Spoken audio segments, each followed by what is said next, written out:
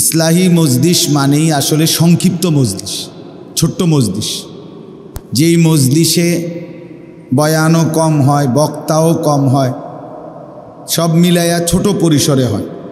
খুব বেশি হাঙ্গামা, হই হুল্লোড়, দোকানপাট, ব্যস্ততা, অস্থিরতা, হুলস্থুল এটা কম হয়। তো এই কারণে আজকের এই মজলিসে অল্প কিছুক্ষণই কথা হবে। আপনাদের কাছে অনুরোধ, বিশেষ করে সবাই মিলে যারাই আমরা বসছি, কম হোক বেশি হোক, এটা নিয়ে কোনো মাথা ব্যথা নাই। তো মনোযোগ, আন্তরিকতা সবার জন্যই জরুরি। বাস্তবিক অর্থে আমারও ভালো হওয়া দরকার, আপনাদেরও দরকার।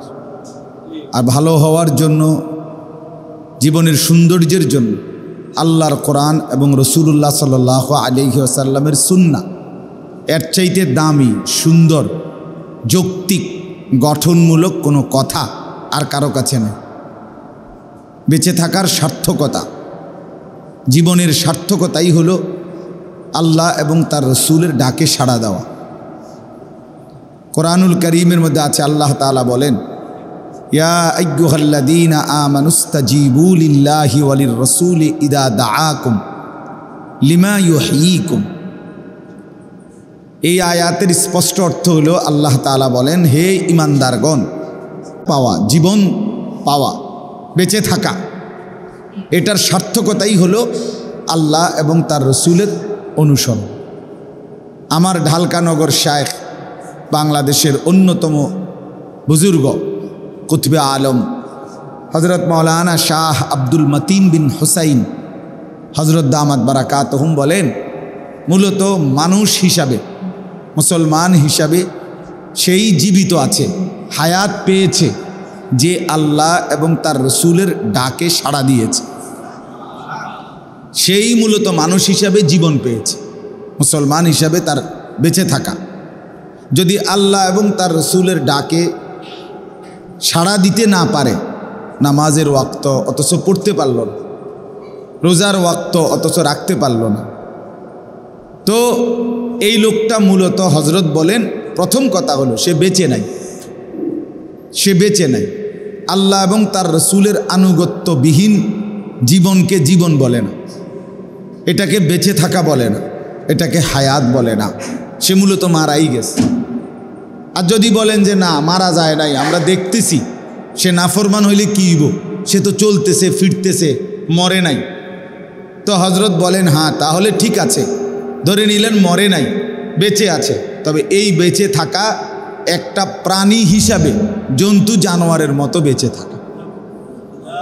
প্রাণীগুলোও তো বেঁচেই আছে। কি জন্য বেঁচে আছে? গরু, ছাগল, হাঁস, মুরগি, কুকুর, বিড়াল, জন্তু জানোয়ার, খাদ্য, খাবার, ঘুম, পেশাব পায়খানা, নিজেদের যৌন চাহিদা পূরণ করা, এই মনের চাহিদা পূরণ করা, এই জন্য ওরা বেঁচে আছে। তো এইটাই যদি আপনি মানুষও করে থাকেন, শুধু এটাই, তো তাহলে আপনার মাঝে আর ওদের মাঝে আর তফাৎ কি? আর এই বাঁচার, মুসলমানের বাঁচা হলো কীভাবে? এটাও তো এক ধরনের আপনার বেঁচে থাকা, তবে প্রাণীর মতো বেঁচে থাকা। এই জন্য আমি প্রায় বলি যে যেই সমস্ত ছেলে পেলে নিজ বাড়ি মুসলমানের ঘরে ঘুমাইয়াও নামাজ পড়ে না, বাবা মা জীবিত, কোনো দিন ফজরের নামাজ পড়ে না, অথচ মুসলমান, তা আমার কাছে মনে হয় এটাও একটা প্রাণী, এটাও একটা ডোমেস্টিক অ্যানিমেল, মানে গৃহপালিত প্রাণী। ওই গরু ছাগল যেরকম এই বাড়িতে পালে, এই ছাগলরেও এখানে পালে, বুঝছেন? এই বাড়িতে ছাগল দুই ধরনের, কিছু ছাগল 4 ঠ্যাংওয়ালা, কিছু ছাগল 2 ঠ্যাংওয়ালা, এই আর কি। এই ডোমেস্টিক অ্যানিমেল, গৃহপালিত, ঘরে যাকে, গৃহে যেটাকে পালে, এটারই তো গৃহপালিত প্রাণী। এ তো তোমারও তো ঘরেই পালতেছে, তো কাজে তুমিও একজন ডোমেস্টিক অ্যানিমেল। কিন্তু মুসলমান এটাকে বলে না, মুসলমান হিসাবে বেঁচে নাই, মুমিন হিসাবে তার পরিচয় দেওয়ার কোনো সার্থকতাও নাই, কিছুই নাই, কিছুই নাই। যে জীবনে আল্লাহর আনুগত্য নাই, যে জীবনে রসুল্লাহ সাল্লাল্লাহু আলাইহি ওয়াসাল্লামের আনুগত্য নাই, সেটা মানুষ হিসাবে বেঁচে থাকে না। কোরআনুল কারীমে আল্লাহ বলছে, মান আমিলা সালিহাম মিন যাকারিন আও উনসা ওয়া হুয়া মুমিন ফালানুহইয়ান্নাহু হায়াতান তাইয়্যিবা। এই যে স্পষ্ট আয়াত দেখেন ভাইয়া, এদিক সেদিক তাকায়েন, আল্লাহর ওয়াস্তে খামখেয়ালি করলেও সময়টা শেষ হয়ে যাবে, মনোযোগ দিলেও সময়টা শেষ হয়ে যাবে, একদম হাতে গোনা অল্প সময়। আমার আবার বয়ান আছে রসুল্লাবাদ, আমি সেখানে আবার গিয়ে বয়ান করতে হবে ইনশাআল্লাহ, এই জন্য আমি নির্দিষ্ট সময়ই শেষ করে দিতে হবে। তো আল্লাহ তাআলা বলেন পুরুষ কিংবা নারী, মিন যাকারিন আও উনসা, পুরুষ হোক নারী হোক, যদি দুই জিনিস থাকে, এক ঈমান, দুই আমলে সালেহ, নেক আমল, তো আল্লাহ তাআলা ওয়াদা দিছেন ফালানুহইয়ান্নাহু হায়াতান তাইয়্যিবা, আমি তাকে একটা পবিত্র আরামের জীবন দান করব। তাহলে সেই জীবন পাবে, সে হায়াত পাবে, সে আমি আল্লাহর পক্ষ থেকে হায়াত পাবে, জীবন পাবে, যদি সে ঈমান এবং নেক আমলের উপরে থাকে, পুরুষ হোক আর নারী হোক। এই জন্য বাপ, এই আপনারা আমরাই বুঝেন, বললাম যে ভালো হওয়া আমারও দরকার, আপনাদেরও দরকার, জিন্দিগি মানুষ বানানো আমারও দরকার, আপনারও দরকার।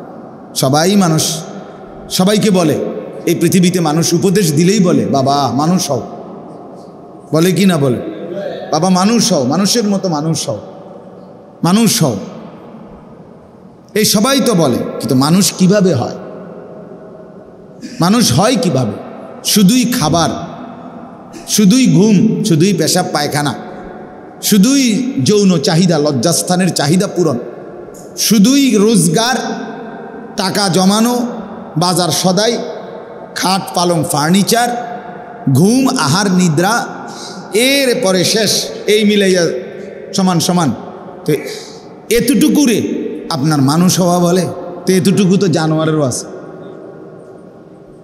এটুকু তো গরু ছাগলেরও আছে, জন্তু জানোয়ারেরও আছে, তো মানুষ হলো কোথায়? কি দিয়া মানুষ হয়? ভাত তরকারি খাইলে মানুষ হয়, তো ছাগলে কিছু খায় না? কথা বলেন না কেন? ঘুম যাইলে ঘরের মধ্যে ঘুমাইলে মানুষ হয়, তো প্রত্যেকটা প্রাণীরও তো কোথাও না কোথাও একটা থাকার ঘর আছে, ছোট হোক বড় হোক।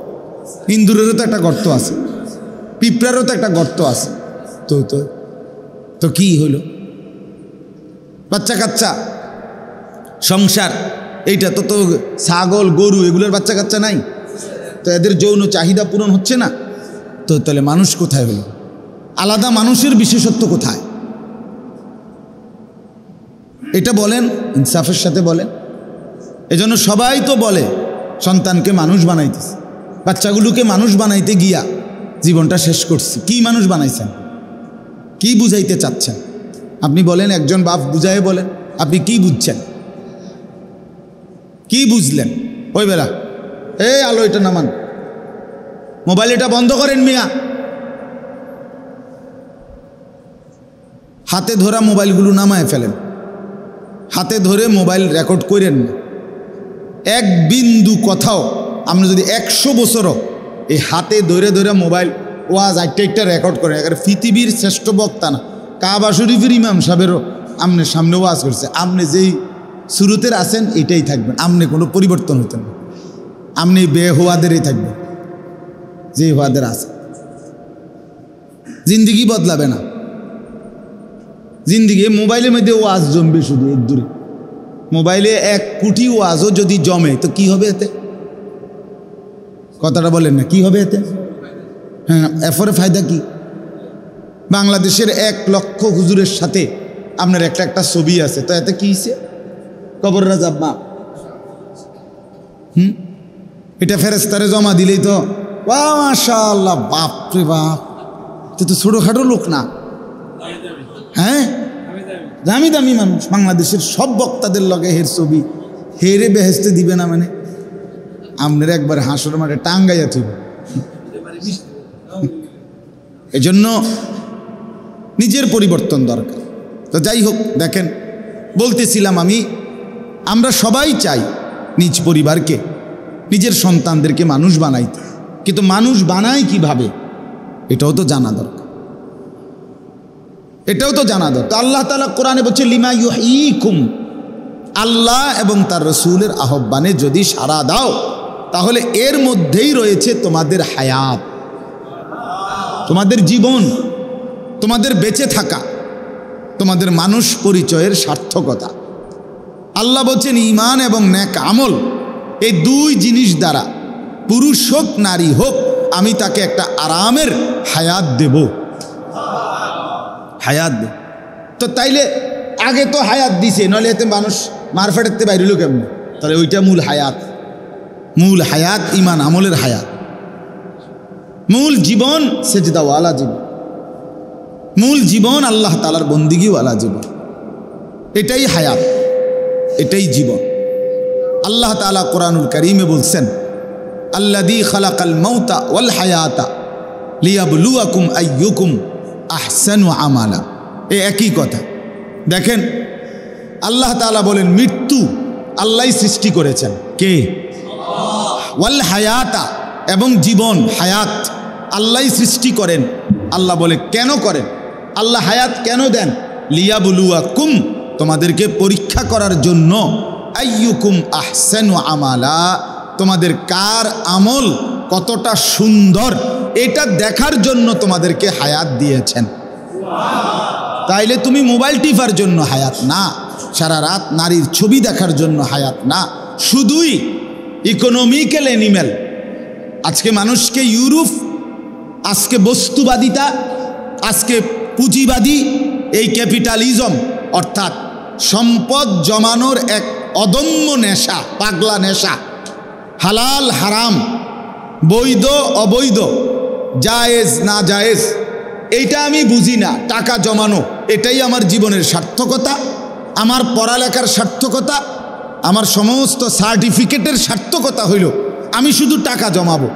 কিছু বৈধও হবে, কিছু অবৈধ হবে, কিছু যৌক্তিক, কিছু অযৌক্তিক।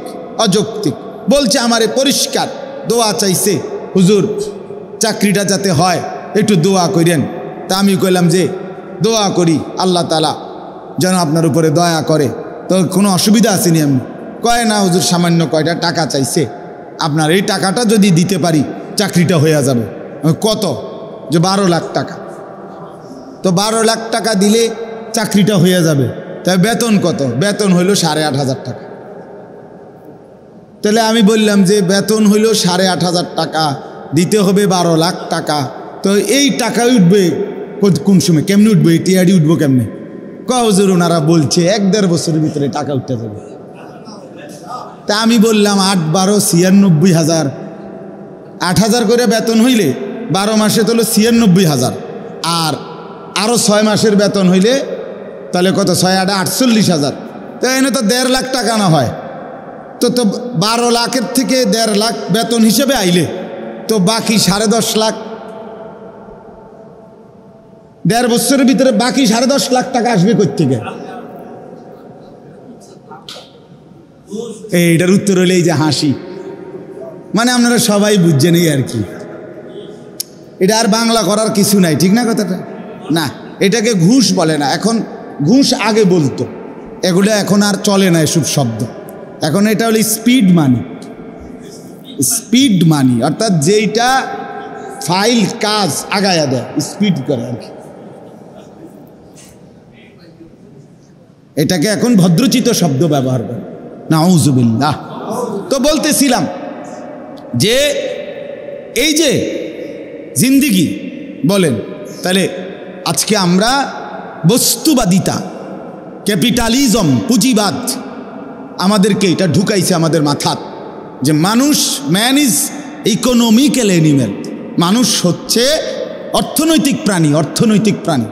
অর্থাৎ মানুষের সৃষ্টি শুধু উপার্জন করবে টাকার, যেমনে পারো, যৌক্তিক অযৌক্তিক, বৈধ অবৈধ, লিগ্যাল ইলিগ্যাল, যেমনে পারো টাকা জমাবা। তুমি সমাজের এলিট, টাকা নাই তুমি সমাজের একেবারে কি নিম্ন শ্রেণী, নিম্ন। এই ব্যবধান বানায়। এটা শুধু পুঁজিবাদের কারণ, পুঁজিবাদের কারণ, এটাই বস্তুবাদিতার কারণ। আজকে সব কিছুকেই মানুষের সুখ, শান্তি, সমৃদ্ধি, তৃপ্তি, প্রাপ্তি সব কিছু টাকার পিছনে, সম্পদের পিছনে, প্রাচুর্যের মধ্যে ঢুকায় দিস। এই পরিমাণ প্রচার, এই পরিমাণ বিজ্ঞাপন, এই পরিমাণ অ্যাড, এই পরিমাণ নায়ক নায়িকার প্রচারণা, এই পরিমাণ ভদ্রবেশী মুখোশধারীদের উন্মাদনা সবাই মিলে প্রতিটা প্রজন্মের প্রতিটা সন্তানের মাথা ঢুকাইছে। তোমার বেঁচে থাকার সার্থকতাই হলো, তোমার সামনে পড়ালেখার উদ্দেশ্যই হলো কতটা বেশি টাকা রোজগার করবা, কোন চাকরিতে, কোন লাইনে, কোনভাবে গেলে আরও টাকা, আরও টাকা, আরও টাকা। জঙ্গল দিয়া হাইটটা ইটালি ঢুকালায় কি দরকার? ওইটা টাকা বেশি, ওইটা টাকা বেশি। বুঝেন না কথা? পানির জাহাজে ড্রামের ভিতরে ঢুকিয়া গেছে গা ইটালি, পানির তলে দিয়ে আমেরিকা গেছে। কি জন্য?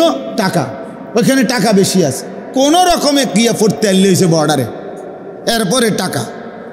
তাহলে এই যে নেশা, এক মানুষ তার নিজের জীবনের মায়া, মাঝপথে প্রতিনিয়ত পত্রিকায় আসে যে মাছ দরিয়ায় জাহাজ কি ডুবে গেছে, পড়ে গেছে, বাংলাদেশি কত মানুষ কত সময় মারা যায়, কিন্তু এরপরও যুবকের নেশা ছোটে না। কারণ তার হইল আমার জীবনের সার্থকতা, বেঁচে থাকি বা মরে থাকি কোনোভাবে যদি পয়সা কামাইতারি তাই তো কামাইলামে, আর মরে গেলে তো মরেই গেলাম। হ্যাঁ, আসছি দুনিয়ায় কামাইয়ের জন্য, না পারলে মরে গেলাম। এই মানসিকতা কিভাবে ঢুকলো আজকে? এই মানসিকতা কিভাবে ঢুকলো আমাদের? আমরা এটা কেমনে ঢুকে ফেললাম? ঢুকে গেল, আফসুসের ব্যাপার। চিন্তা করে দেখেন, ভেবে দেখেন। এবার এটার আওয়াজ একদম কমায় লাইছে, এটা খটর খটর করে যে, এই জন্য এটার আওয়াজ এখন একদমই নাই। তো এই জন্য বললাম আমি, মাইক অপারেটর একেবারে হার জমানায় সর্বযুগে এরা থাকে, অধিকাংশই বকলম মানে বোঝে না এমন পুরাটা। যারাই এই মাইকের ব্যবসা করে লোক রাখে একজন বুঝের, আর অবুঝ রাখে 18 জন। বুঝেন না কথাটা? এরপরে হে আইসা যেদিন মাহফিল যখন, ওই সময়টার একবার এটা লারে, ওই বল্টু কতুডি আছে রুম এডি দিয়ে লাড়ালাড়ি করে, মানে একটা ঘাম বাইয়ে পড়তে আছে। আসলে তো সে কিছুই বোঝে না, এটা জীবনও কইতো না। কবে দেখছেন না যেই চেষ্টাটা করছি অল্প লাগিয়া না সমস্যাটা হয়েছে, ওয়াজ তো শেষ। আজকের আমার সময়টা তো কি হয়ে গেল? শেষ হয়ে গেল। চলেন বাপ, তা আমি আপনাদের কাছে প্রথম এই কথাটা বুঝাইতে চাইলাম। আলহামদুলিল্লাহ অনেক নওজোয়ান ছেলে বসছে, ছেলেদের আয়োজন, অনেক উৎসাহ উদ্দীপনা নিয়ে ছেলেরা আয়োজন করছেন। আমার কথা এটা ভাইয়া, এটা বোঝা উচিত, নিজের আত্মপরিচয় চিনা, এটা বুঝা আসলে আমার কাজটা কি, আমি কি, আমি আসলাম কোত্থেকে, এটা একটা বুঝা, মানুষের একটা বুঝ থাকা চাই, সুনির্দিষ্ট একটা মানুষের বুঝ থাকতে হয় যে আমি আসলে যাচ্ছি কোন দিকে। আমার এই যে জিন্দিগি, এই জিন্দিগির শেষ যেন আমি মনে করি আলহামদুলিল্লাহ ছোটোবেলায় প্রাইমারি স্কুল পাশ করে মাদ্রাসায় ঢুকছি, মাদ্রাসার থেকে এখন পড়ালেখা শেষ করে খেদমত করতেছি, শিক্ষকতা, কিছু ওয়াজ নসিহত, 5 ওয়াক্ত নামাজ জামাতের সাথে পড়ার চেষ্টা করতেছি। তো মনে করেন আমার একটা টার্গেট আছে যে আমি যদি কষ্ট করে হইলেও আল্লাহ বিল্লাহ করে নামাজ ঠিকমতো পড়ে হালাল হারামের পার্থক্য মেনে চলতে পারি, তো আমার বিশ্বাস এটা যে আমার এই গন্তব্য আখেরাতে জান্নাত, আল্লাহর দয়ায়। ঠিক কি না বলেন না কেন? কিন্তু বাকি আমি আল্লাহর দয়া হয় যেই রাস্তায়, এই রাস্তার পথে চলার চেষ্টা করতেছি। ঠিক কি না বলেন না কেন? তাহলে আমার একটা গন্তব্য আছে, আমি একটা বুঝ নিয়ে চলতেছি। কিন্তু যে ছেলেটা খোদার 365 দিনে কোনো দিন ফজরের নামাজ পড়ে না, সে কি বুঝে চলতেছে তুমি? যে ছেলেটা মনে করেন সারা দিন রাত মোবাইলে নারীর ছবি দেখে, অশ্লীল দৃশ্য দেখে, তুমি মোট কতজন বেডি তোমার দরকার মনে করে আগাইছ? মানে ফাইসালাটা কি? কতগুলো বেডি তোমার লাগবে, মানে কয়জন? কি 20 জন না 40 জন না 18 জন? কতগুলো নর্তকী দেখলে তোমার শখ মিটবে, আউশ মিটবে, তুমি জানো না। লোনা পানি দিয়ে তৃষ্ণা মেটে না, এটা একটা মনীষীদের কথা। যে কেউ সমুদ্রের লোনা পানি যদি কারো গলায় ঢোকে, তার পানির তৃষ্ণা বেড়ে যায়, তখন সে আরও যদি পানি পান করে লোনা পানি, কিন্তু সেটা কখনোই তৃষ্ণা নিবারণ করে না। সেটা আরও তৃষ্ণা বাড়ায়। কিন্তু পবিত্র পানি, মিষ্টি পানি যেটা পবিত্র পানি, সেটা কিন্তু তৃষ্ণা এক গ্লাসেই মিটে যায়। এই জন্য হারাম নজর, এই ভিন নারী, অশ্লীল দৃশ্য, অবৈধ কোনো মেয়ের সাথে প্রেম, এটা লোনা পানি, এটা কোনো দিন তৃপ্ত করবে না, বরং তৃষ্ণাই বাড়াবে। এক সময় কুকুর বিড়াল আর শূকর জন্তু জানোয়ার বানায়া ছেড়ে দিবে। হ্যাঁ, না চেহারার হদিস, না সাফা সুফার কোনো হদিস আছে, না শরীরের কোমরের কোনো হদিস আছে। সব শেষ হইয়া জীবন যৌবন খোয়াইয়া শরীরটাকে নষ্ট করে শেষ পর্যন্ত একটা জীবমৃত, মানে দেখতে সবাই দেখছে বেঁচে আছে, আসলে ভিতরটা মরে খোলস হইয়া নষ্ট হয়ে গেছে। এরকম লাখ লাখ যুবক শুধু নারীর ফাঁদে, শুধু নারীর প্রতি আসক্ত, শুধু নারীর। অথচ সেও জানে যে এই পৃথিবীতে স্বামী স্ত্রী, নারী পুরুষের এই সম্পর্কের কারণেই মানুষের এই ধারা এই পর্যন্ত আসছে। এটা একটা স্বাভাবিক বিষয়, কমন বিষয়, জেনারেল বিষয়। কথা বোঝেন না এটা?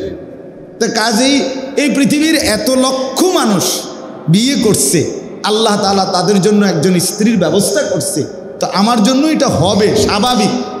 এইটার জন্য এই আহামরি এত নষ্ট হইয়া যাওয়া, আমি বুঝি না, এটা আমার মাথার ধরে না। এটা বুঝেন নাই কথাটা? এটার লেগে এত নষ্ট হয়ে যাইতে হবে যে আমার একারে শরীর, স্বাস্থ্য, সময়, জীবন, যৌবন, কিশোর, তরুণ, এই বয়সটা পুরাটা নারী দেখতে দেখতে, উলঙ্গ ছবি দেখতে দেখতে, অশ্লীল দৃশ্য দেখতে দেখতে, কোনো মেয়ের সাথে হারাম প্রেম করতে করতে শেষ করে দিতে হবে। কিসের জন্য? এটা তো এমনি মিলত, এটা তো এমনি মিলছে। নারী পুরুষের এই মিলন না হলে, স্বামী স্ত্রীর এই মিলন না হলে আমি আসতাম কেমনে, তুমি আসতা কেন? কথা বলেন না কেন? তো এটা তো একটা কমন বিষয়, একদম জেনারেল বিষয়, স্বাভাবিক বিষয়। এটার জন্য নষ্ট হয়ে যাওয়া, এটার জন্য একেবারে পাগলা কুত্তার মতো হয়ে যাওয়া,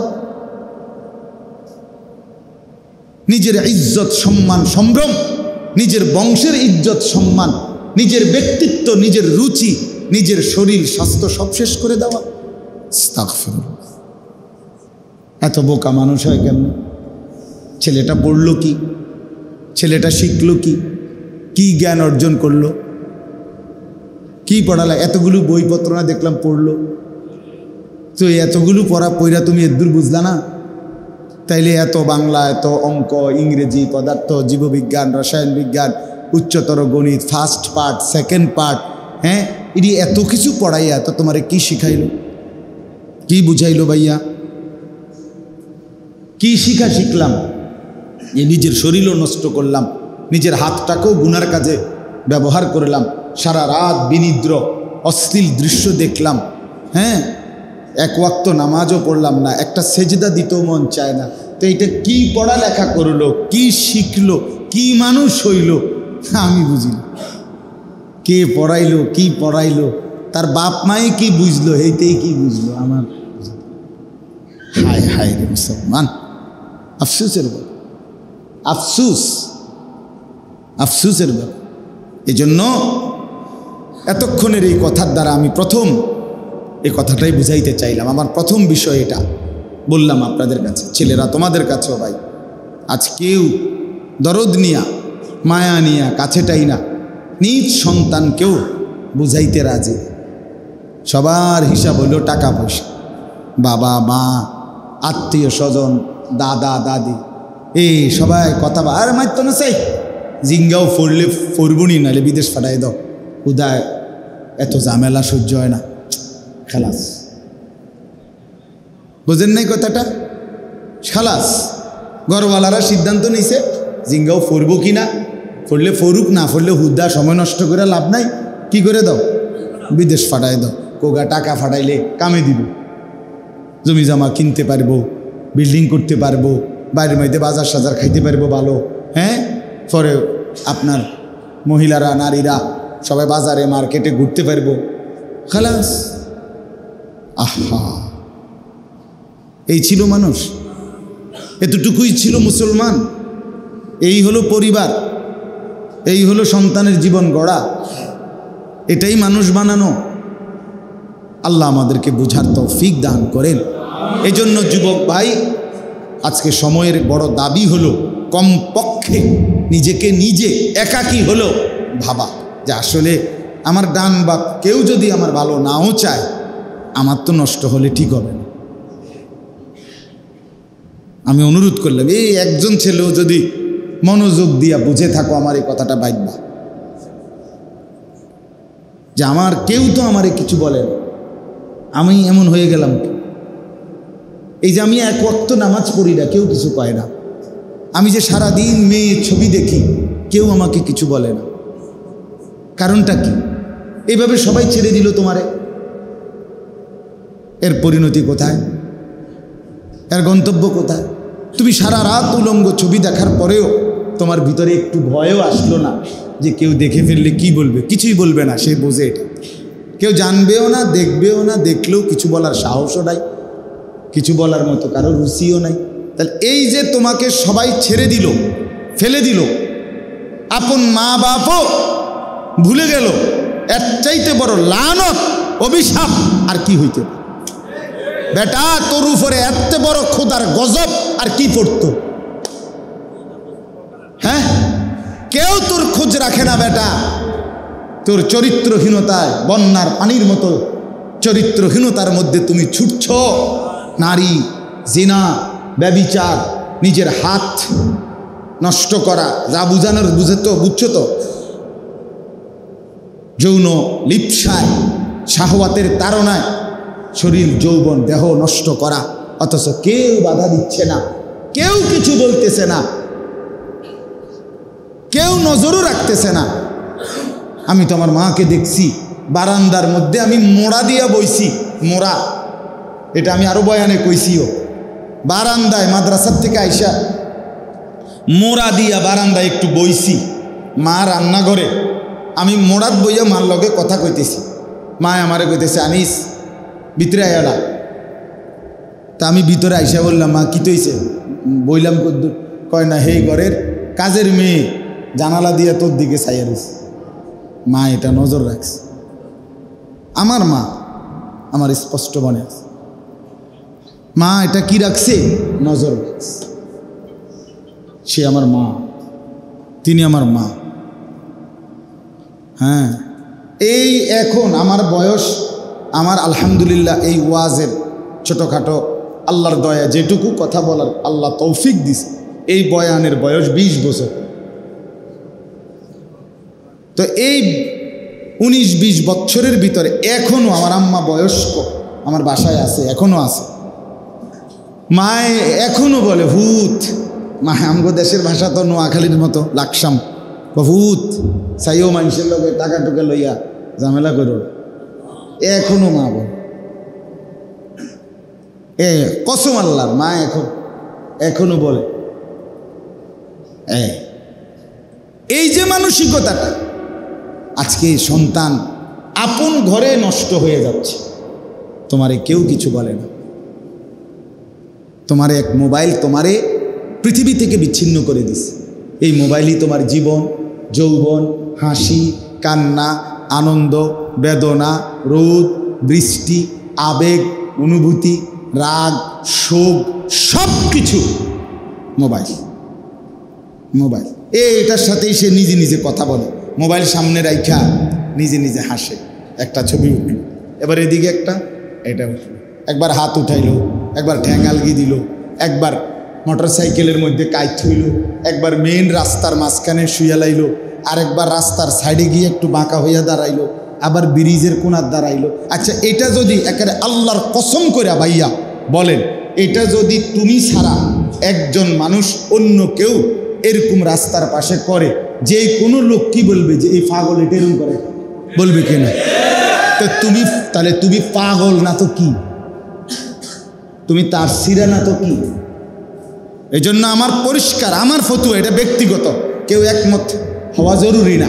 আমার একটা ব্যক্তিগত ফতুয়া হইল, যারা সেলফি তোলে, নিজে নিজে ছবি তোলে, এ প্রতিবন্ধী, এ মানসিক সমস্যা, তার মাথার তার ছিঁড়া। বুঝছেন নি মকবুল ভাই? আপনি ফটো আল হইল, আমারটা আমি করি। নিজে নিজে হাসে কেমনে? আবার কি নিজের হাসে নিজে হাসে, আবার নিজে উড়ায়, তো এটা তার ছিঁড়া না? এটা প্রতিবন্ধী না? আস্তাগফিরুল্লাহ, আস্তাগফিরুল্লাহ। আল্লাহ আমাদেরকে বুঝ দান করেন। আজকে মূলত অন্য প্রসঙ্গে অল্প একটু কথা বলতে চাই, আর একটু কথা ইনশাআল্লাহ। কথাটা হলো এই, কোরআনুল কারীমের 17 নম্বর পারা 22 নম্বর সূরা, সূরায়ে হজ, এই সূরার 2টি আয়াত 26-27 আমি আপনাদের সামনে তেলাওয়াত করেছি। আর একটু সময় সবর করেন, আর একটু সময় শোনেন। ইনশাআল্লাহ এশার নামাজ একটু পরেই আমরা আজান হবে এবং এরপরেই নামাজের জামাত হবে ইনশাআল্লাহ।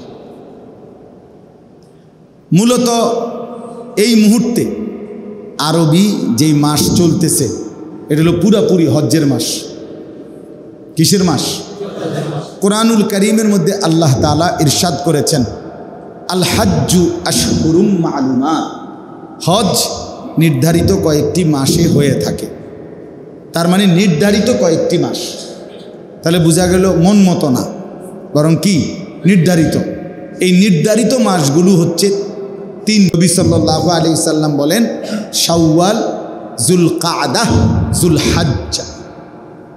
রমজানের রোজা শেষ হইলে ঈদের দিন, এটারই পহেলা শাওয়াল।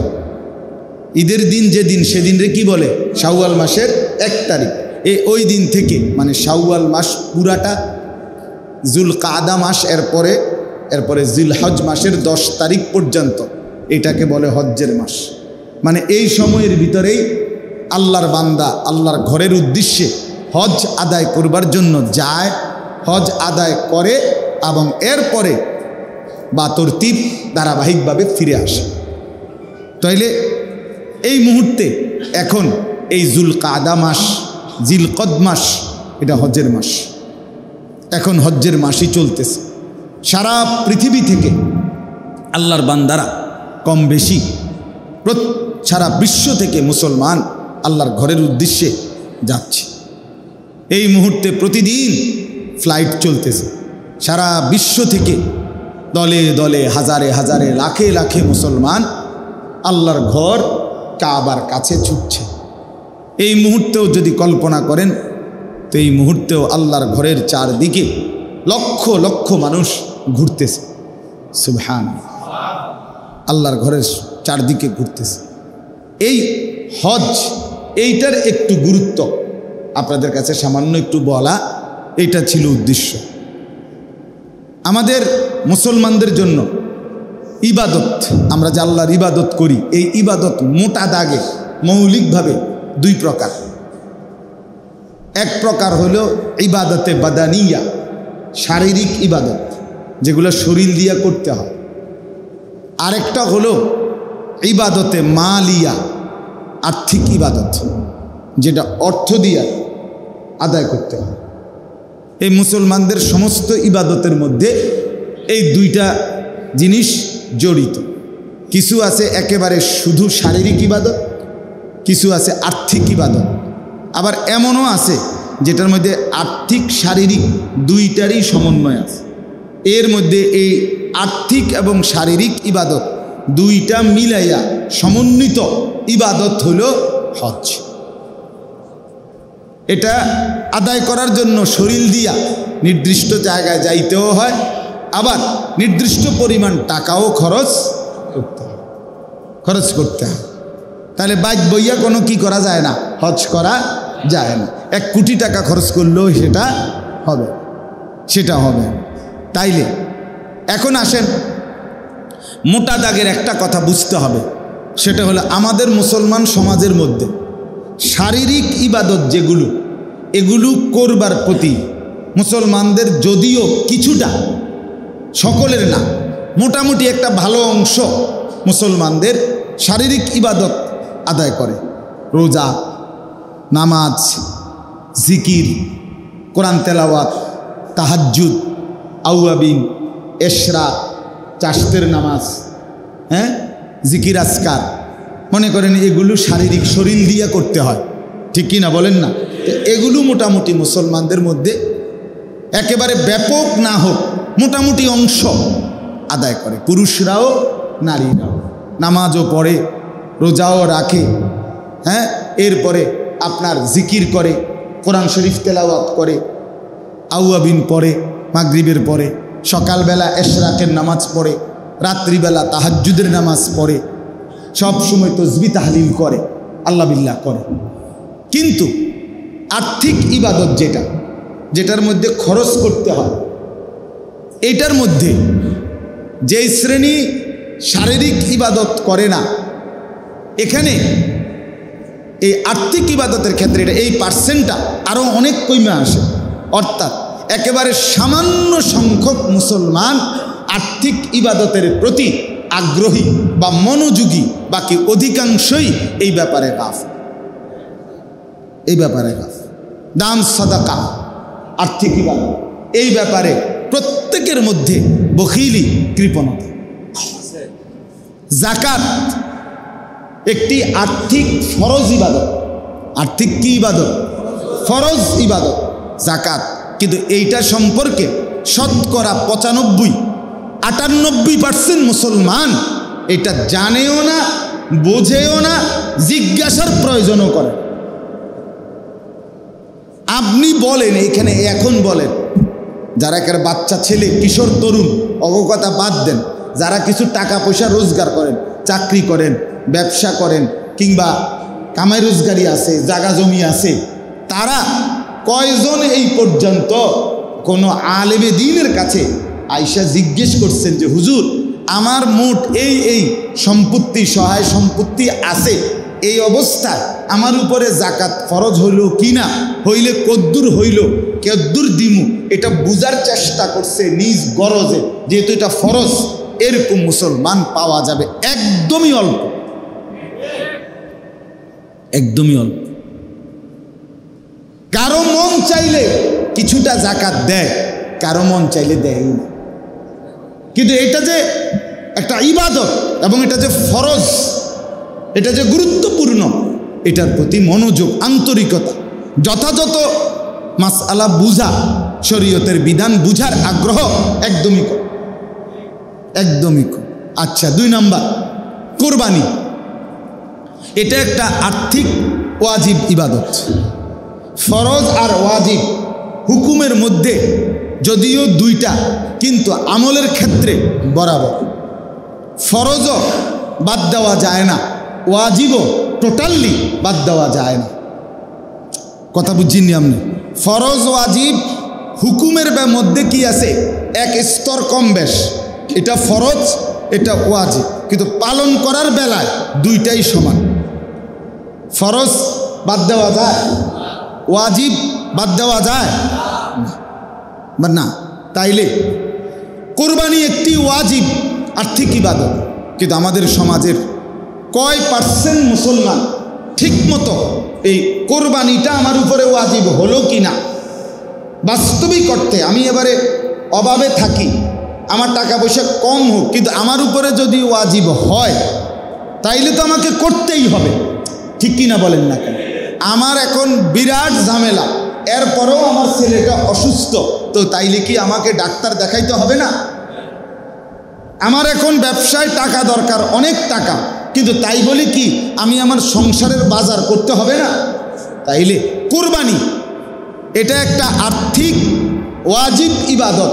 এখন শতকরা কয় পার্সেন্ট পুরুষ নারী মুসলমান এটা বুঝার চেষ্টা করে যে আমার কি থাকলে, কি অবস্থা থাকলে, কদ্দুর সম্পদ থাকলে কোরবানি ওয়াজিব হয়, এটা বুঝার মানসিকতা একদমই কম। এটার ওয়াজও কম, এটার বয়ানও কম, মানুষও শুনতে চায় না, হুজুরও বলতে চায়, সব মিলাইয়া গড়ে বা অবহেলিত। তো কোরবানি করেন? হ্যাঁ করে, তো ওই নিজের থেকে যার আগ্রহ হয় সে কোরবানি করে।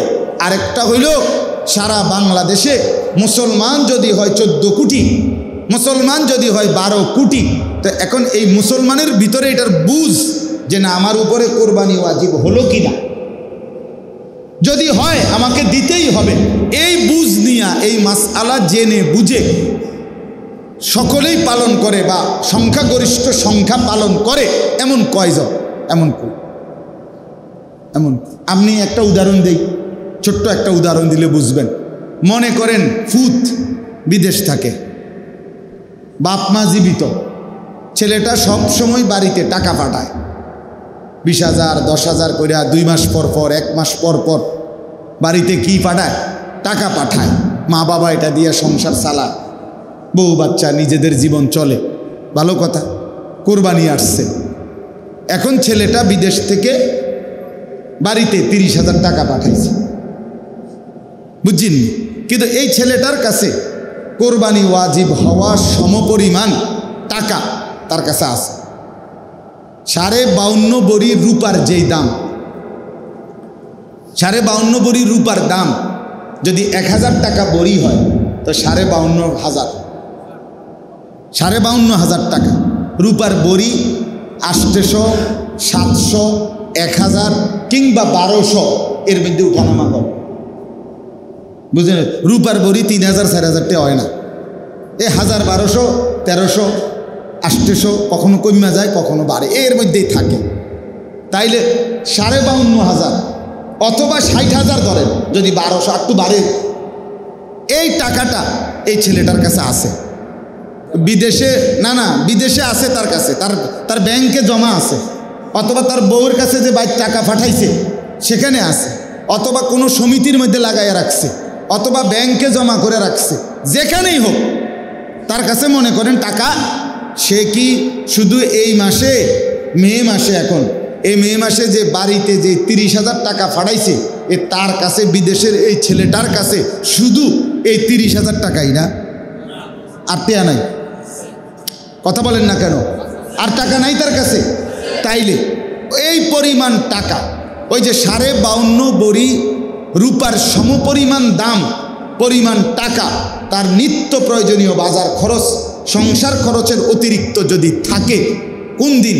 কোরবানির দিন 10ই জিলহজ সকাল থেকে 12ই জিলহজ, মানে যেই 3 দিন কোরবানি করা যায়, এই 3 দিনের সন্ধ্যা পর্যন্ত ওই পরিমাণ সম্পদ যদি টাকা কারো কাছে অতিরিক্ত থাকে, ব্যাংকে থাকুক, হাওলাত থাকুক, কিস্তিতে থাকুক, কোনো সমিতিতে থাকুক, কারো কাছে থাকুক, তার টাকা, তার মালিকানাধীন টাকা, তাহলে এই ছেলেটার উপরে কোরবানি ওয়াজিব। এখন যে 30,000 টাকা পাঠাইল, এটা দিয়া বাড়িতে মা বাবার নামে অথবা শুধু বাপের নামে এক শরিক কি দিল? কোরবানি দিল। তাহলে বাবার কোরবানি তো আদায় হয়েছে, কিন্তু আল্লাহর কসম ওই ছেলের কোরবানি আদায় হয় নাই।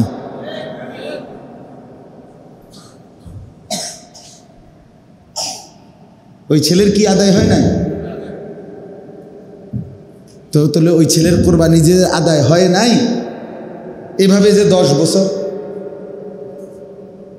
এভাবে যে 20 বছর ধরে হাইতে বাইতিয়া ফাড়ায় তার বাপমার নামে কোরবানি হয়, তো তার কোরবানি 20 বছর যে কোরবানি সে দিল না, হইল না তার নামে, কি পরিমাণ গুনাহ জমল বলেন না? কি পরিমাণ গুনাহ জমছে বলে? রাসূলুল্লাহ সাল্লাল্লাহু আলাইহি ওয়াসাল্লাম বলেন, মান কানা লাহু সাআতুন ওয়া লাম ইউদাহি, যার সামর্থ্য ছিল কিন্তু কোরবানি করলো না, ফালা ইয়াকরাবান্না মুসাল্লানা, সে যেন আমাদের ঈদগাহে মানে ঈদের নামাজ পড়ার জন্যে না আসে, না আসে। তো বলে 2 ভাই চাকরি করে, ঢাকা চিটাং যেখানেই হোক, নবীনগর মুরাদনগর যেখানেই হোক, বাপ মা সহ তারা ফ্যামিলি একসাথে খায় না, মানে ভিন্ন হয়েছে না, কিন্তু দুজনেই 2 ভাই কি করে? চাকরি করে দুজনে। তো এখন কোরবানি আসছে, আর দোনো ভাই মিল্লা 20,000 টাকা বা 30,000 টাকা বাপের হাতে দিছে, আব্বা একসাথেই তো আমরা আপনার নামে কোরবানি দেব, আর ঈদের দিন গোস্ত দিলে দোনো ঘরে আপনি কুদ্দুর কুদ্দুর করে কি করে দিয়ে ভাগ করে দিয়েন, অথবা এক লগে রাইন্দা টাইন্দা খাই।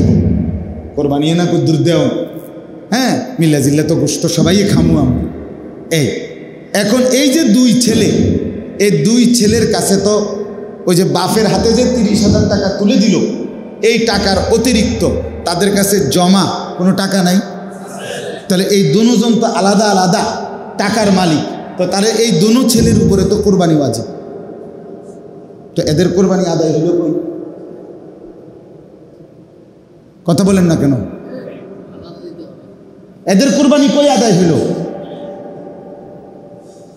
এদের বাপের নামে না কোরবানি দিল, তো বাপের কোরবানি তো হইছে, সেটা গুনাহ না। বাপের বা আমি আমার থেকে আমার আব্বারে টাকা দেওয়া গুনাহ। আমার টাকা দিয়ে আমার আব্বার নামে যদি কোরবানি করে এটা গুনাহ না? এটা তো ঠিক আছে, আমার কোরবানিটা আমার যদি দুইজনের দুইটা লুঙ্গি লাগতো, তো আমি কি আমার আব্বারে একটা লুঙ্গি দিয়া এরপরে আমি আব্বার লুঙ্গিটার দিকে চাইয়ে থাকতাম নাকি? আমার যদি দুইটা জামা লাগতো, কথা বোঝেন না? বাপেরও একটা দরকার, আমারও একটা দরকার, তো কি নিয়ম কি? না আমি এমনি আগুন আপনি লুঙ্গি কিনতেন নাকি? তো আমার এই ছেলের কোরবানি কই? এদের দুই ভাইয়ের কোরবানি কোথায়? এরা তো দুইজনই চাকরি করে, এদের দুজনেরই ব্যাংকে টাকা আছে, এদের দুজনের কাছেই সামর্থ্য আছে, তো এদের কোরবানি আদায় হলো না। এরা নিঃসন্দেহে গুনাহগার। এরা যেন ঈদের নামাজ পড়তো না যায়, ঈদের নামাজ পড়বে হাতের আব্বা, তোর বাপে নামাজ পড়বো শুধু, তোরা দুজনে গোস্ত খাইবি, তোরা ঘরে ঘুমাই থাকবি গোস্তর লাগিয়া, গোস্ত আইনা দিলে রাইন্দা সারলে তো তোমরা গোস্ত খাইবে। আর তোমরা তো গোস্তর হিসাবে কি দিছ বুঝলেন না? তোমরা তো নামাজ পড়ানোর লেগে দিছ না, তো তোমরা নামাজে যাইও না। বুঝছেন নি কথাটা? আচ্ছা, 7 শরিকে কোরবানি, তো 6 শরিক হয়ে গেছে আলগা, আরো 6 জন, 6 ঘরের। এখন এই তারা দুই ভাই মিল্লা দুজনের উপরে কোরবানি ওয়াজিব, মানে দুজনেই আলাদা চাকরি করে, দুজনের কাছেই টাকা আছে। এখন দুজনে মিল্লা করছে কি যে আমরা বাইটাই না গোস্ত আলাদা করে ভাগ করে নেব। এখন আমরা দুইজনে মিল্লা 30,000 টাকা ওই 6 শরিকের লগে আমরা 1 শরিক কোরবানি দিই। হ্যাঁ, এরা দোনো ভাই মিল্লা কি দিল? 30,000 টাকা দিল, দিয়া 1 শরিক কোরবানি অংশগ্রহণ করলো। কার লগে? 6 শরিকের লগে। কয় শরিকের লগে? কথাটা বুঝছিনি আমার? তাহলে এখন কি দাঁড়াইলো? এখানে দুইজনের উপরে কোরবানি ওয়াজিব হয়েছিল, এরা দুইজনের উপরেই কোরবানি ওয়াজিব, আর আগের তো কি হয়ে রয়েছে? তো এই এখন কয়জন হইল কোরবানির শরিক? একজনের কোরবানিও হবে না।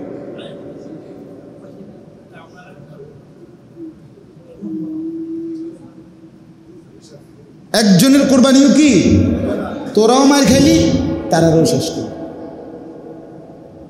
গোস্ত সবাই খাইতে পারবে আল্লাহর রহমতে, গোস্ত জোশ হইব। গোস্ত কি হবে? জোশ হইব। গোস্তর লেগে আটকাইতো না, কিন্তু এই গোস্তের ঝোল রুডি ইডি আর আসমানের হেদিকে আর যাইতো না আর কি। ইডি এনতিকা শেষ ঠিকানা বাত্র, ডেকসির থেকে পেট, সেখান থেকে কি টয়, খালাস।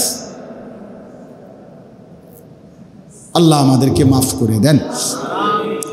আমি আরো অনেক উদাহরণ দেওয়া চাই, এটা একদিনে 1 ঘন্টায় একবারে বোঝানো সম্ভব না।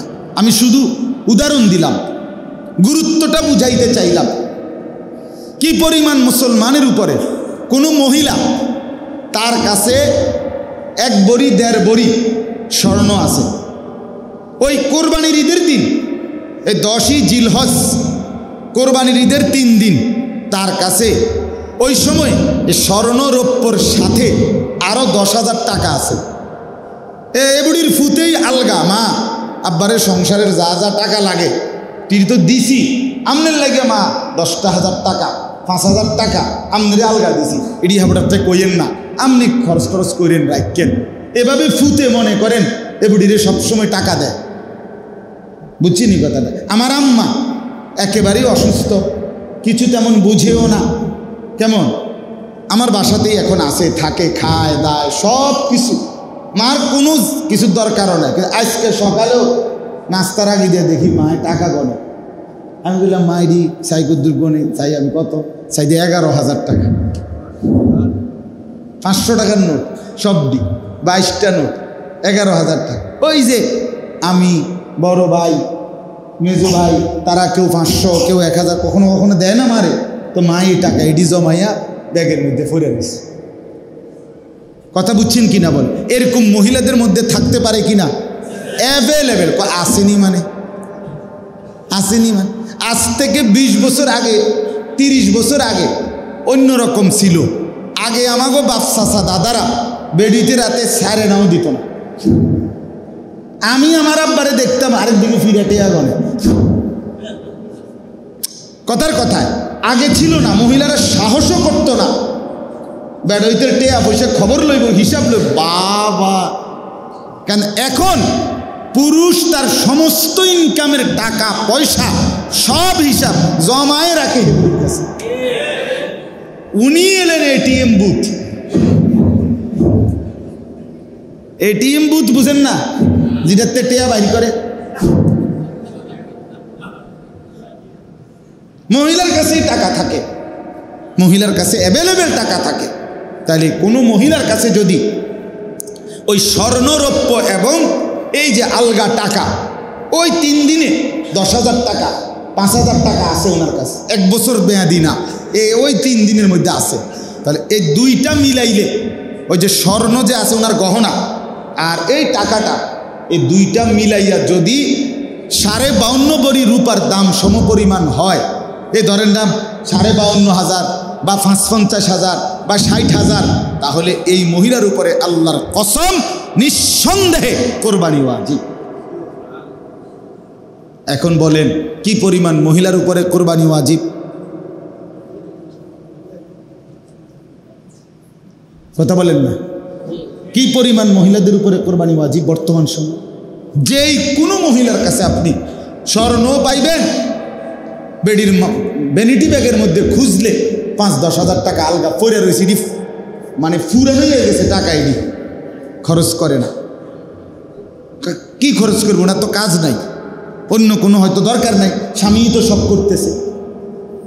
তাইলে আমি আপনাদের কাছে আজকে এটা বুঝাইতে চাইলাম, আমাদের এই জাকাত, মনে করেন একজন, প্রায় সময় আমি বলি, একজন ফকির ভিক্ষা করে। কি করে? এখন তার কাছে ভিক্ষার টাকা 60,000 টাকা জমছে। এই 60,000 টাকা সে এবছর মে মাসে ওনার কাছে রাখছে আমানত। আমি আমার টাকা দিয়ে আপনার কাছে দিয়ে রাখলাম, আমার লাগলে আমি নেমু, কথার কথা।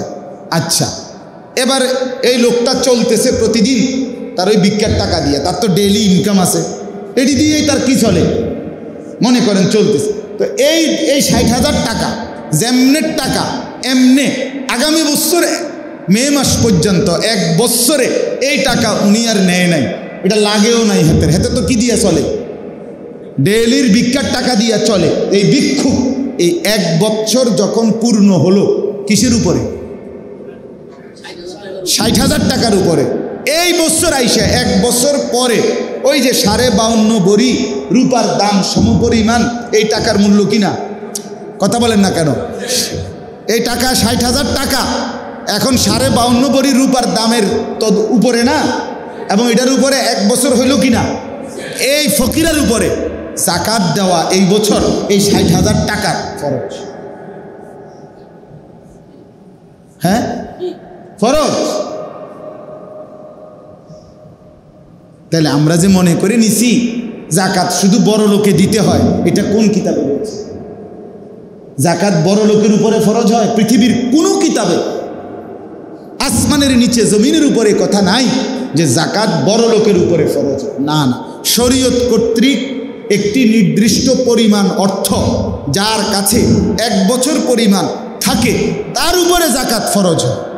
একজন লোক একবারে গুলশান থাকে, তার বাড়ি গাড়ি আপনার 200 কোটি টাকার মালিক সে, কিন্তু তার ব্যাংকে ঋণ মিন আছে, তার ঋণ আছে, সে 250 কোটি টাকার ঋণ।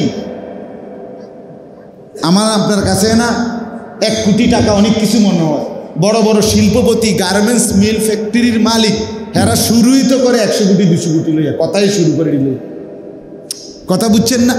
তাইলে তারা কোটি কোটি টাকা ঋণ থাকে, তাদের ঋণ থাকে কিনা বলে। তা লোকটা যদিও ধনী, বাংলাদেশের মনে করেন সবচেয়ে দামি গাড়িতে চলে, 1 লাখ টাকা বাসা বাড়ি ভাড়া বাড়িতে সে থাকে, গুলশানে থাকে, কিন্তু তার ইনকাম আছে 2 কোটি টাকা, ঋণ আছে 2.5 কোটি টাকা।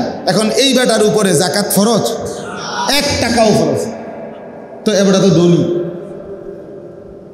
এবারটা তো কি ধনী। তাহলে ধনীর উপরে ফরজ হয়? শরীয়ত কর্তৃক নির্ধারিত সম্পদ, শরীয়ত কর্তৃক নির্ধারিত সম্পদ, শরীয়ত কর্তৃক নির্ধারিত নিয়মের মধ্যে পড়লে ওই ব্যক্তির উপরেই কি হয়? জাকাত ফরজ হয়। সেটা ধনী না ফকির ওটা দেখার বিষয়, ওটা দেখার। আচ্ছা, এবার আর একটা মাসালা শুরু, এরপরে আমি বিস্তারিত বলবো না, শুধু এটাই বুঝাইলাম।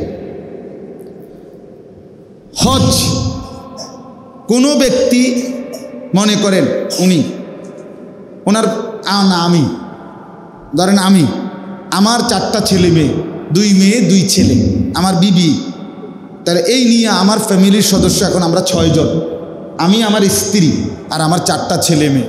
কয়জন হলো? 6 জন। এই 6 জনের বাজার খরচ, ঘর ভাড়া, গ্যাস বিদ্যুৎ বিল, ওষুধপত্র, একেবারে মনে করেন ভালোভাবে যদি চলতে হয় 1.5 মাস বা 2 মাস লাগবে। মনে করেন 2 মাসে একেবারে বেশি ধরলাম 2 লাখ টাকা, সাপোজ ধরে নিলাম, এই ফ্যামিলিটা চলতে লাগবে আমার।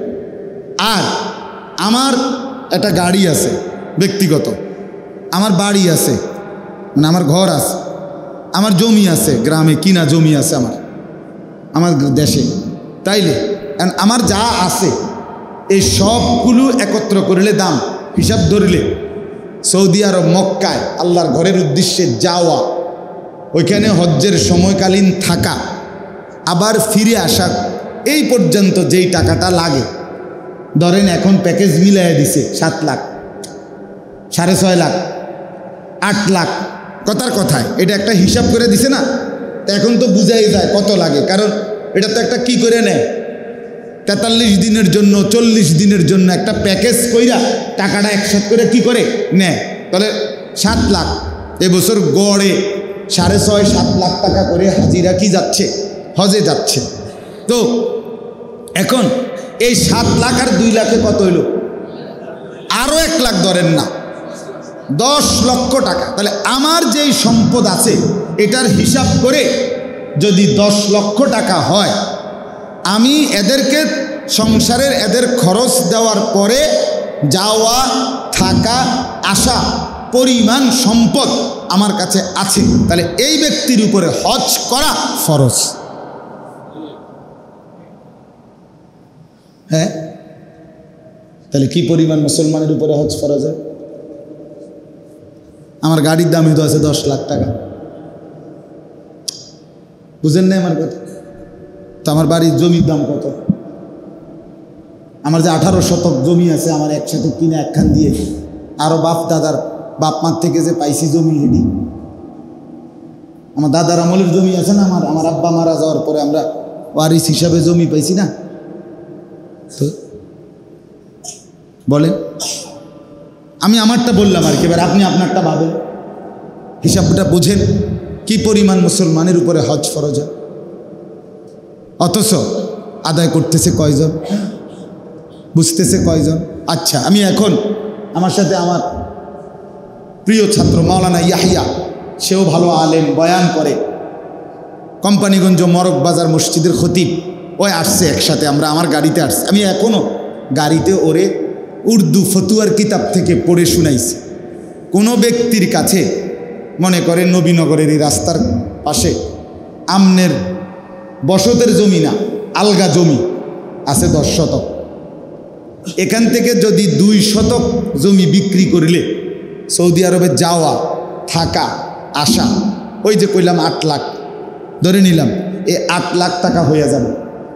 আর বাকি থাকলো না আরো 8 শতক, এই 8 শতক জায়গাও যদি বেচে বাকিটা, তাইলেও তার সংসার চলবে, মানে বাজার খরচাটা, স্ত্রী পুত্র পরিজনের কোনো অসুবিধা হবে না। সেখানে বেচার তো প্রশ্নই নাই। এ লোক কোনো এই জমির টাকা দিয়া সংসার চালানো, এর আরও কি আছে, ব্যবসা আছে, ছেলে বিদেশ আছে, কথা বুঝছেননি, অন্য খরচ ইনকাম তার আছে। কিন্তু শুধু যদি এই জমিটাও কুদ্দুর বেচে, তাইলে তার টাকা হবে হজে যাওয়া আসার, আর বাকি টাকা জমিটাও যদি বেচে এটা দিয়েও সংসার চলবে। সেখানে আলগা টাকা থাকলে তো কথাই নাই। তো এই ব্যক্তির উপরে নিশ্চিত শুনে নেন, এই ব্যক্তি শুধু এই জমি, 1 টাকাও ক্যাশ নাই, কিন্তু কি আছে, এরকম জমিটা আছে। এই জমি থাকার কারণে এই ব্যক্তির উপরে হজ করা ফরজ ফরজ ফরজ। এই এখন পড়ে শুনেছি।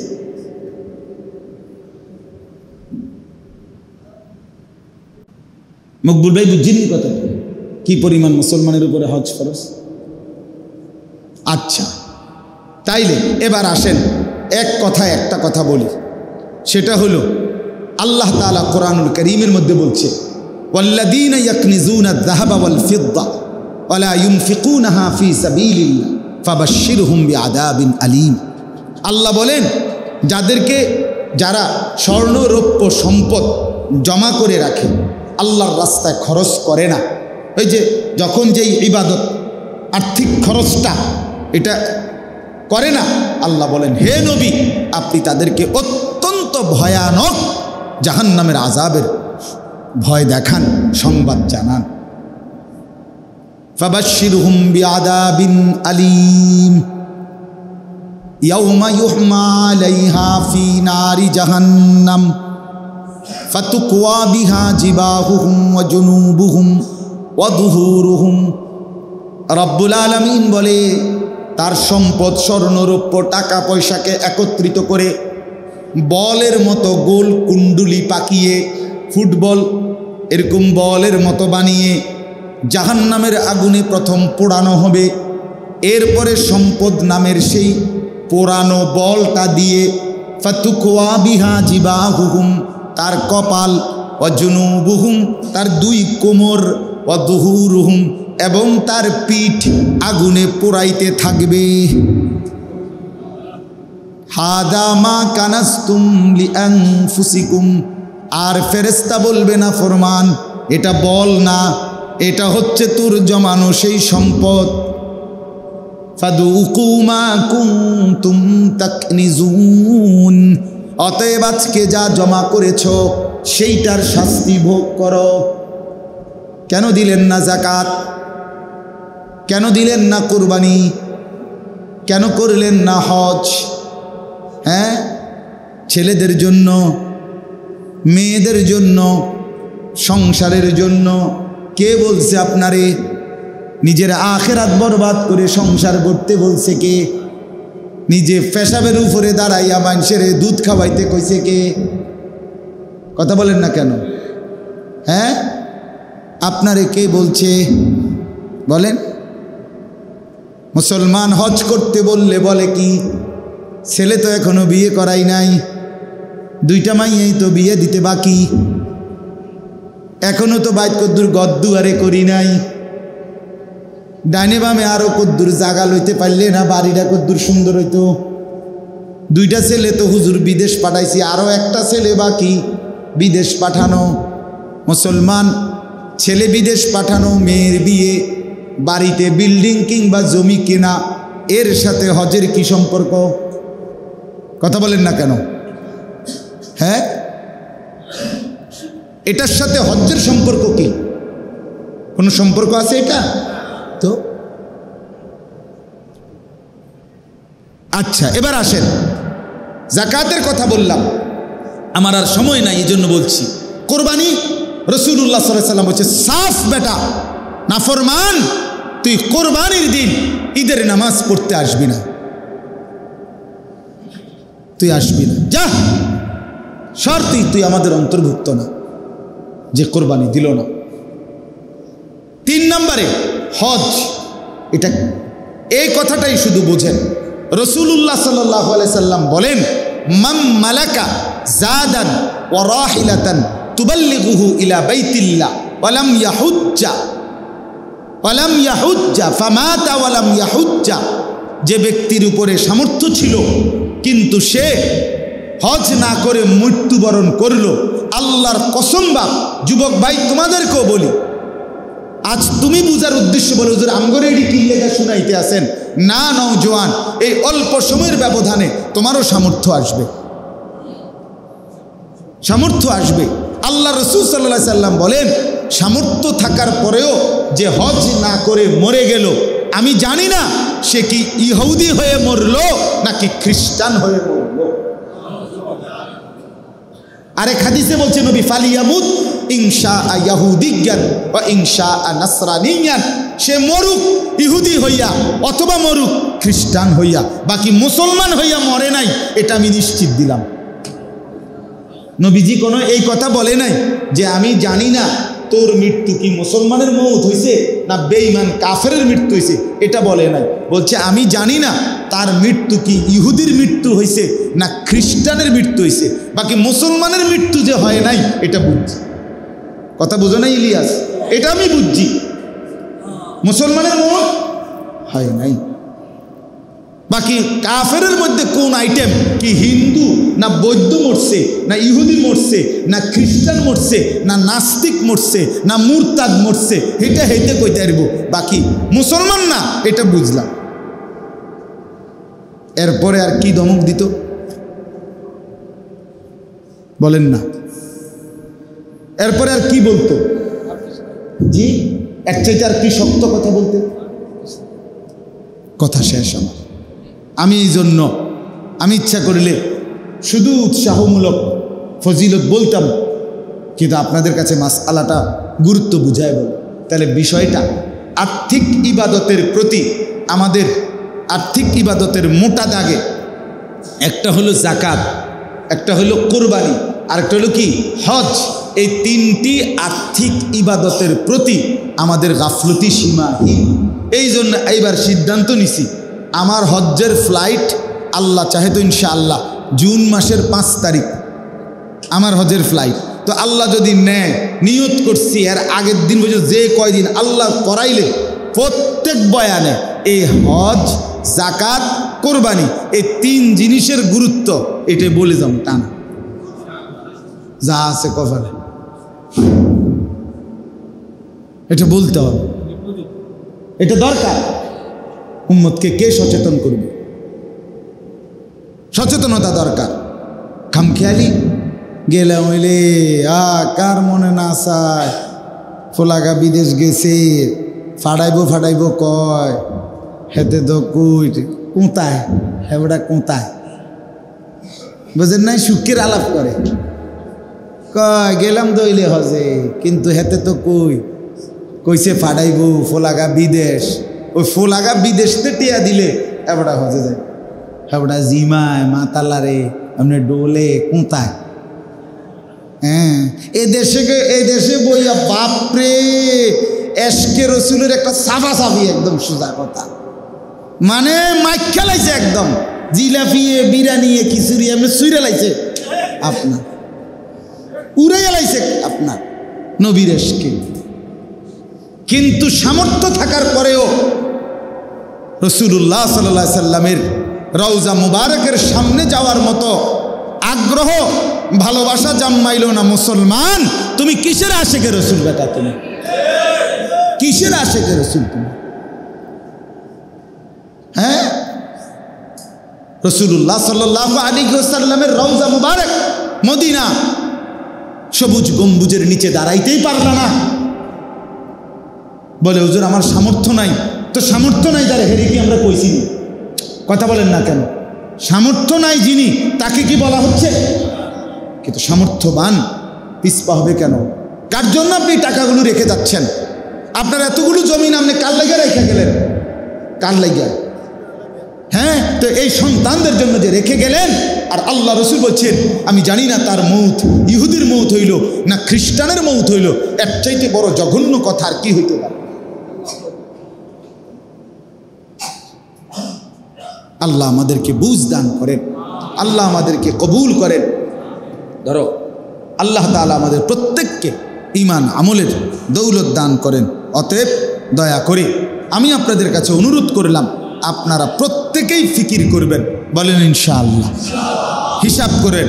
শেষ কথা হলো, প্রত্যেকের কাছে যারা বুঝছেন তাদের কাছে আমার একটা অনুরোধ, ডাক্তারের কাছে নিজের শারীরিক ত্রুটি রোগ লুকাইতে নাই। এটা বুঝেননি কথা? ডাক্তারের কাছে কি করতে নাই? লুকাইতে নাই। তাহলে চিকিৎসা নিখুঁত হবে না।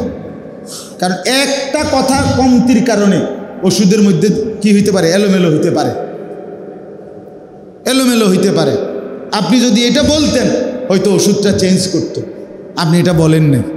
তো ঠিক এরকম অর্থ হইল, এই কথা বলার দ্বারা আমি বুঝাইতে চাচ্ছি, কমপক্ষে আপনারা যারা বুঝবান মুসলমান, যেদূর বুঝছেন, যদি বুঝে থাকেন একজন নির্ভরযোগ্য আলেমের কাছে আমনে কমপক্ষে লুকাবেন না, বরং আপনার যে হুজুর আমার জমি দূর, বিটা দূর, আমার ব্যাংকে টাকা আছে এত, আমার ক্ষেতের ফসল এত, এই এমনি এমনি মিলাইয়া আমার কাছে এই আছে এই নাই, আমনে কদ্দুর হিসাব কইরা আমারে বুঝাইয়া দেন আমার উপরে হজ ওয়াজিব কিনা, কোরবানি ওয়াজিব কিনা, জাকাত ওয়াজিব ফরজ কিনা, এটা আমনে কদ্দুর আমারে কাগজে কলমে হিসাব কইরা বুঝাইয়া দেন। এটা বুঝে নেওয়া উচিত কিনা? যদি আমি ওয়াজিব হওয়ার পরেও, ফরজ হওয়ার পরেও খামখেয়ালি কইরা গাফলতি কইরা গেলাম না, তো আমার মরণ ইহুদির মরণ হইলে তখন কি হবে? তখন কি হবে? হ্যাঁ, আপনি নিজের হজ নিজে করলেন না, আপনার মৃত্যু যদি বেঈমানের মৃত্যু হয়, নাউজুবিল্লাহ, তো এরপরে আমনের ফুটাইতে, আমনের মরার পরে যদি একেবারে 18টা বৈশ জবাই করেও যদি 10 গ্রাম মানুষের জিয়াফত খাবায়, তো কি হবে? কথা বলেন না কেন? কি হবে? থাকতে 1 টাকা, না থাকতে 1 কোটি টাকাও সমান হয় না। আমার জীবিত থাকতে আমার 1 টাকাও দরকার, আমি মরে গেলে 1 কোটি টাকাও আমার দরকার নেই। ঠিক কিনা বলেন না কেন? তো থাকতে 1 টাকা দান আর না থাকতে 1 কোটি টাকা দানের চাইতে উত্তম। এই জন্য দয়া করে আজকে এতটুকু বললাম, 2 কথা। এক কথা তো আগে বললাম যে মানুষ হিসাবে বেঁচে থাকার সার্থকতা, মানুষ পরিচয়ের সার্থকতা আল্লাহর ইবাদত। মনে আসেনি এই কথাটা? প্রথম যে কথাটা বলছিলাম যে আমি যে মানুষ, আমি যে মুসলমান, আমি যে বেঁচে আছি মানুষ হিসাবে, জানোয়ার হিসাবে না। জানোয়ার হিসাবে বাঁচতে হইলে কিচ্ছু লাগবে না। গরু, ছাগল, কুকুর, বিড়াল, সাপ বিচ্ছুর জীবন যদি কারো লাগে, তো এটার কোনো জায়েজ না জায়েজ, হালাল হারাম কিচ্ছু নেই, কিছুর দরকার নেই। কিন্তু মানুষ হিসাবে বেঁচে থাকতে হলে তাকে হালাল হারাম, বৈধ অবৈধ মেনে চলতে হবে। চলতে হবে কিনা বলেন? আল্লাহ আল্লাহ রসুলের হুকুম মানতে হবে। আর 2 নম্বর কথা হলো জাকাত, কোরবানি, হজ, এই 3টি আর্থিক ইবাদতের ব্যাপারে আমাদের প্রত্যেকের আরও যত্নবান হওয়া উচিত। উচিত কিনা বলেন?